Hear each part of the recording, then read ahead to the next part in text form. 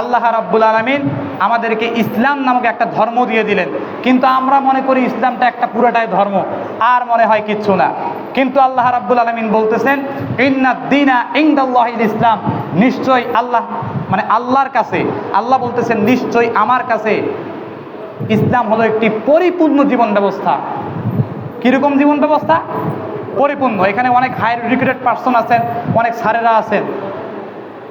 দেখেন, আপনারা একটু মনোযোগী সহকারে মনোযোগ দেন, দেখেন কি বলতেছি। আল্লাহ বলছেন পরিপূর্ণ জীবন ব্যবস্থা হলো ইসলাম। তাহলে আপনারা পরিপূর্ণ বলতে কি বুঝেন? যেই জিনিসটার মধ্যে কোনো গ্যাপ নাই, ফাঁকা নাই, সেটাই তো পরিপূর্ণ নাকি? আর যদি গ্যাপ থাকে, ফাঁকা থাকে, তাহলে সেটা অপূর্ণ, ঠিক না বে ঠিক? কিন্তু আল্লাহ রাব্বুল আলামিন বলছেন আমি এমন একটা দিন দিলাম, ধর্ম দিলাম, এমন একটা জীবন ব্যবস্থা দিলাম, কমপ্লিট কোড অফ লাইফ দিলাম, যার মধ্যে কোনো কি নাই, কোনো কিছু গ্যাপ নাই, ফাঁকা নাই। ইন্নাদ দীনা ইনদাল্লাহিল ইসলাম।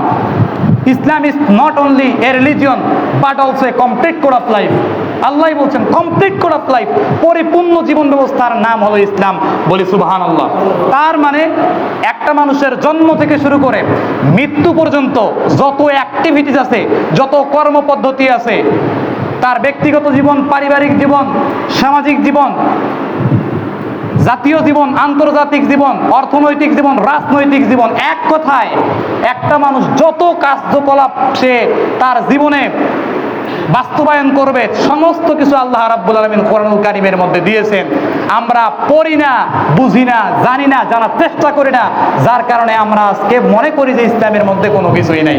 অথচ আল্লাহ রাব্বুল আলামিন বললেন মা ফাররাতনা ফিল কিতাবি মিন শাইইন, এমন কোনো বিষয় নাই যা আমি কোরআনের মধ্যে দেই নেই। বলে সুবহানাল্লাহ।